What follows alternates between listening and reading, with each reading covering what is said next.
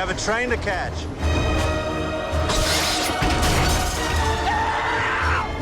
The news does not stop, you guys. It is raining Marvel Spider-Man 2 news and content. I like how ever since we've got the PlayStation Showcase gameplay reveal for Spider-Man 2, the flow of news has just been like somewhat consistent for the most part. We recently just got 2 articles from Eurogamer. Eurogamer had the chance to interview creative director Brian Intihar, who was heavily involved with Marvel Spider-Man back in 2018, and as well Marvel Spider-Man 2. He gives some interesting details and confirmations regarding multiple things like character switching, couple story details, nothing crazy though, and some bits on the black suit. And we have some other news regarding a possible release date, so let's get into it. Because holy fuck, there's a lot to go over. Before we get into today's video, do you enjoy watching Spider-Man content on YouTube? If so, you found the perfect channel to join. For an affordable price of only $2 a month, you can get exclusive access to priority reply to comments, these cool custom badges I made myself, as well as some Spider-Man emojis. But wait, there's more! And lastly, you can get early access to content. If any of that sounds interesting, what are you waiting for? Join today. Thank you for your time. Back to your regularly scheduled content. So first, let's talk about the character switching and how it works in Marvel Spider-Man 2. Brian Intihar said, when you are playing the main story missions, the game controls when you switch between Pete and Miles. This is done in service of the main story when they are making those switches. As we saw in the gameplay reveal, which is a segment of the main story, we are predetermining those based on what we want to do for how the story plays out. There's more to this character switching stuff in the article, but let me say, I think this is a good idea and I like it. I'm sure it will add on to the story and, you know, make it make sense, and this could make everything like a lot more fluid and like kind of cool in a way. But then he goes on to say there's content designed around Peter, content designed around Miles, and as well content where it doesn't matter, you can play as Miles or Peter. You'll be able to, in open world, freely switch between them with a simple press of a button thanks to the power of the PS5. Being able to switch in open world quickly between the 2 characters is really awesome. Just being able to pick and choose who I want to play as for a certain activity. It's been awesome having that feature. It's something we previously probably wouldn't have explored. I gotta say, this sounds absolutely crazy and really interesting. I think this will be a really cool mechanic to utilize in Marvel Spider-Man 2. I do wonder though if it will be a situation where like maybe we can go and see the other Spider-Man in the open world. So like, let's say you switch to Miles and Pete is across the map. Like, I want to know like if you can go across the map to where Pete was and see what Pete is doing and like switch back and forth and like they're right there next to each other, if that makes sense. I think that would be really cool and interesting to see. Or I wonder if it's more just like only one of them is on the map out in the open world, and it's the one you like the one you switch to is like the only character active in the open world, while the other is just not active or doing anything like out in the open world with you. After that, he goes on to talk about the skill trees, and he says when switching between them, there's familiarity there. They are both Spider-Man, you know how to play the game, but you have the flexibility and customization as far as upgrading their skill trees, which Ryan Smith said. He also says we saw in the gameplay that Miles has evolved venom powers, whereas Pete has symbiote abilities, and those change a bit of how you play, and you can upgrade those in their respective trees. I already talked about my thoughts on this because this was confirmed in a PlayStation blog I did a video on, if you want to go and check that out, top right corner. But now here's an interesting bit at the end of the article. As most of us know and can relate to, not many people enjoyed the MJ stealth missions in Marvel Spider-Man back in 2018. This was mainly because it wasn't as engaging and it was super slow paced and it was kind of just dreadful.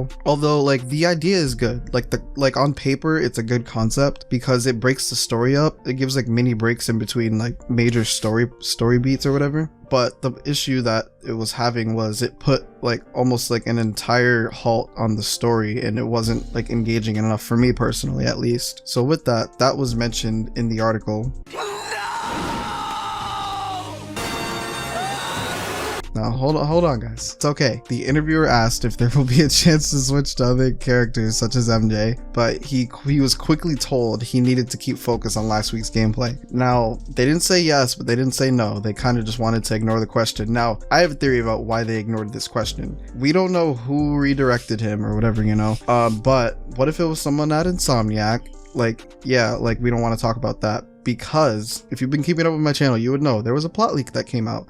That plot leak did mention that apparently Spider-Man 2 will feature missions playing as Eddie Brock and doing photography missions and things like that. And I didn't give a spoiler warning for that because I think it's likely Eddie is going to be Venom in the game, but there's things that point to Harry, even though I don't believe that. But I think people would want to know that, knowing that likely there won't be MJ missions in the game again, if that plot leak is true. That plot leak could be fake, could be real, we don't know yet. But the thing is, that plot leak, like the original post got taken down. So again, parts of it could be real, parts of it could be fake, who knows? We have no clue, but I think this adds on to why maybe Eddie's in the game and as a Venom. It's a stretch, but you know, I think there's correlation there. Now let's talk about the darker tone. In a different article, Brian Intihar says whether it's Kraven, which we confirmed in the beginning of the sequence, and obviously Venom when we first announced the game, and now with symbiote Pete, there's naturally going to be darker elements to the story. That's just being respectful to those characters and what they bring to the overall experience. And honestly, I couldn't agree more, and Brian Intihar could not have said it any better. He then goes on to say, we have talked a lot about, is our games having like heart and humor? It's about finding that balance between the darker themes and characters, but also as well delivering a human story where there's heart and humor. I do think that's what was tricky, but I think we found that nice balance at the end of the day. Then Ryan Smith says, we have the moments with Genki and Miles where you get that line at the end with Miles saying he's never like that. So we have human elements on both the serious side of where we see the symbiote affecting Peter, but also on the lighter hearted side. They also as well talk about Yuri and him using like the theme of addiction intertwined with like symbiote Peter / Spider-Man. Intihar says the theme of addiction is prevalent. We did a lot of research not only on previous stories of the symbiote, but looking at when Peter is bonded, what that can feel like. Not to go into too many things about how it plays in the narrative, but we want to treat it very seriously. This next part I find super interesting, but I'm also not surprised. They go on to say, Yuri will forever be my Peter Parker. When I hear Spider-Man, I hear his voice. That's how well he does as Peter, so it can be jarring to hear him talk like that, like he does in the gameplay reveal. This is interesting because out of all Peters, this is like their favorite, but as well, it is the one that they're working on and creating, and they hear his voice so much, I imagine like they're just used to it and like attached to it, maybe even more than the audience may be attached to it. But after that, they say it's really about playing into themes of addiction, how that can impact someone's personality, people around them, and you're gonna see that it's not just how it's affecting Peter alone, but those close to him, and you'll see that play out throughout the game.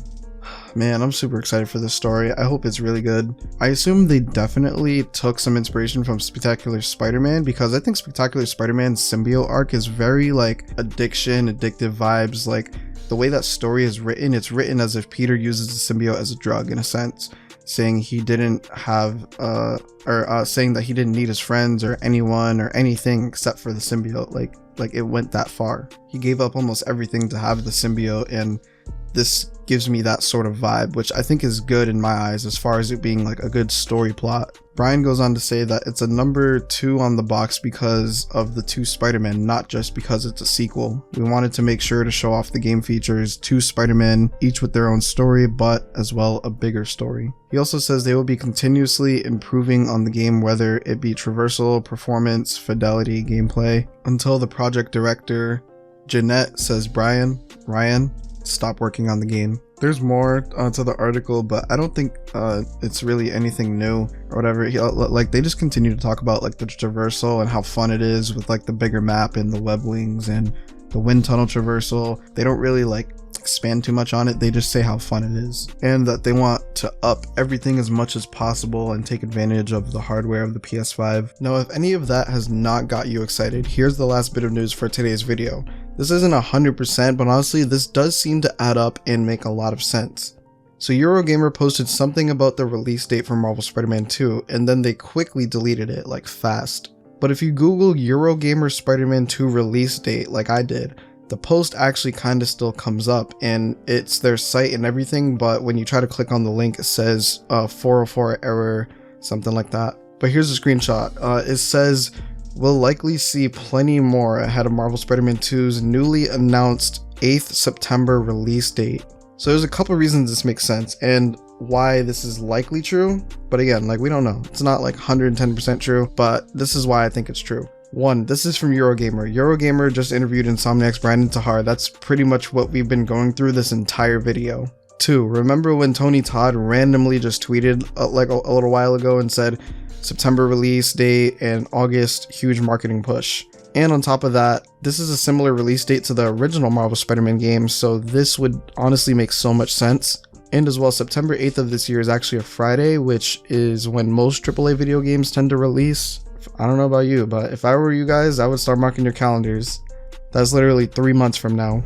Obviously though, again, who knows, maybe that isn't real, but I think it is and makes a lot of sense in my eyes at least. That was a lot of information, not necessarily anything too crazy, but you know, to quickly recap, we can freely switch when free roaming, not during story missions, assumingly until after the first playthrough, but they haven't addressed New Game Plus yet, but I imagine like they probably aren't even at that stage yet, but who knows. Respective skill trees for Miles and Peter, and as well a shared one between both of them. However, people are questioning whether or not like will we get a new like skill tree and have to start over again for Peter when he gets rid of the symbiote, because we won't have the symbiote abilities anymore like during the main story in like the first playthrough at least. And like the way I look at it, they can do it in 2 different ways. One way is like, you know, they can have it so maybe we can unlock half or all the skill tree for the red suit by the time we get the symbiote, or the other way they can do it is like half red suit skill tree before the symbiote, then the other half after we get rid of it, or something like that, or maybe like all of it after, I don't know. But of course, you know, we'll see. They are also, you know, like respecting the darker tones of the characters like Venom, Kraven, and just the symbiote in general. And there's content designed around Miles separately, Peter separately, but also content for both of them to do as either one. So with that, what do you think of all these confirmations we went over today? Make sure you comment your opinion down below so I can discuss all that with you in the comment section. Thank you for taking time out of your day to click on this video. If you are new to the channel, I cover Spider-Man related scoops, rumors, leaks, confirmations for the movies, TV shows, and the games like this video. And I try to help as much as I can. So if any of that interests you, hit the subscribe button. We're on the road to, I was about to say 2, we're on the road to 3,000 subscribers now. If you want more of this type of content, leave a like on the video. Don't forget to check out my latest video on the left if you haven't already. I hope you have had a good day and that you enjoyed the video. Until next time.